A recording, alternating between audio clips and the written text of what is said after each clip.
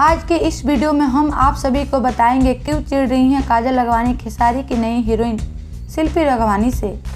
क्या शिल्पी रघवानी ने ले ली है काजल लखवानी की जगह खेसारी की लाइफ में?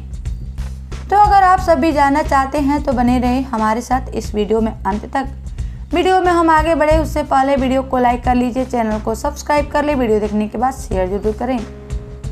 तो हम यहाँ बात कर रहे हैं कि आखिर क्यों चिढ़ रही हैं काजल लखवानी खेसारी की नई हीरोइन शिल्पी रघवानी से। तो चलिए बढ़ते हैं वीडियो में आगे और आप सभी को बताते हैं।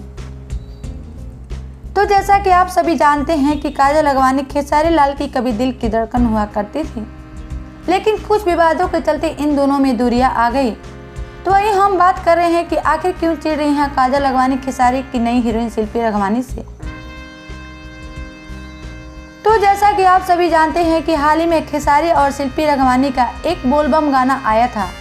उसके बाद इन दोनों की जोड़ी को काफ़ी पसंद भी किया गया और दर्शक इनकी जोड़ी को ठीक उसी तरह पसंद करना शुरू कर दिए जैसे कि कभी खेसारी और काजल लखवानी की जोड़ी को पसंद किया करते थे।